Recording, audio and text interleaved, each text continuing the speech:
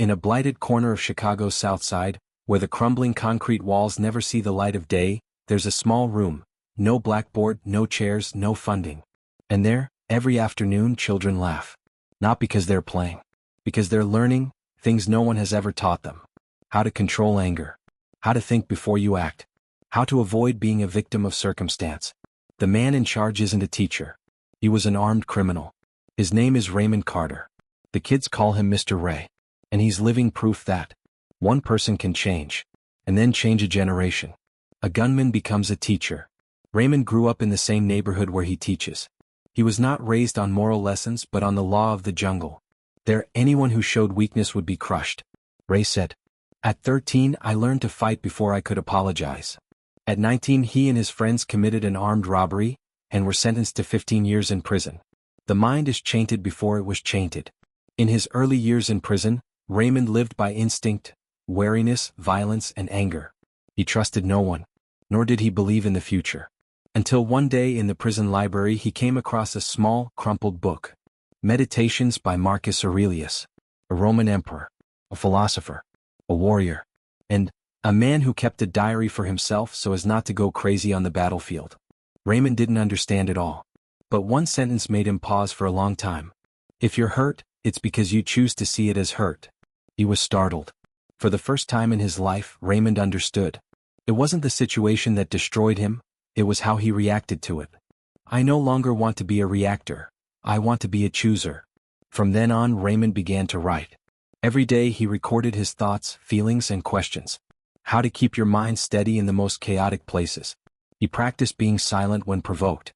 How to observe your emotions without letting them control you. How to breathe just so you don't get up and smash someone. He said, "I'm still me. But I'm me, with choices."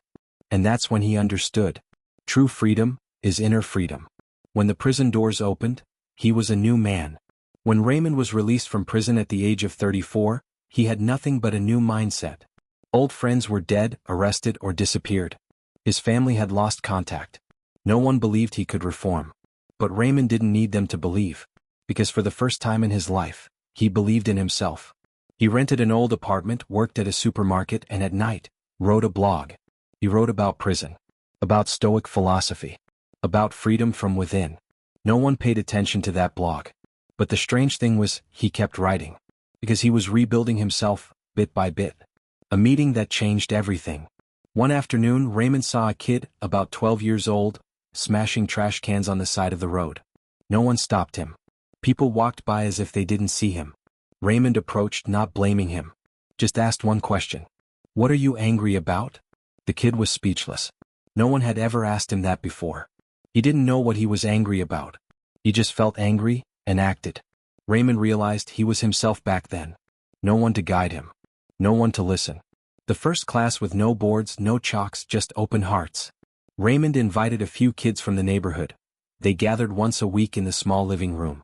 He named the group, The Inner Armor. He didn't preach morality. He told real stories. About the time he almost died in prison because of an angry decision. About how he learned patience from an emperor who died 2,000 years ago. And the kids listened, for the first time. Ancient philosophy for anonymous children. Raymond didn't quote Epictetus or Seneca in a scholarly way. He kept it short and simple. You can't choose where you're born. But you can choose how you live with it. Don't be the tail that the world is pulling. Be the one holding the strings. The kids gradually learned to observe their thoughts before they reacted. One started keeping a diary. Another stopped hanging out with the drug dealers. One kid apologized to his mother for the first time after an argument. Community doesn't need money, just trust. 5 kids, then 10, now over 40. Adults in the neighborhood started to take notice. Some ex-convicts came to Raymond, asking to join. The class expanded to parks, public libraries, even bus stops. But Raymond kept the same principle. No big sponsorships. No big media. Only one goal. To help kids learn what school doesn't teach, self-mastery. A person's life is not defined by the past, but by how they choose to live after it. Raymond doesn't deny the past. He holds it up as a testament, that darkness can also be a place of awakening. He told his students, "It took me 15 years to understand one thing. No one is responsible for your life, but you. Choosing anger is choosing suffering.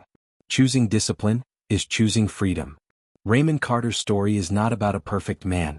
It is about a man who was broken, but rebuilt himself, from the inside out. He lived what Seneca once wrote. Difficulties do not reveal the man, they make him.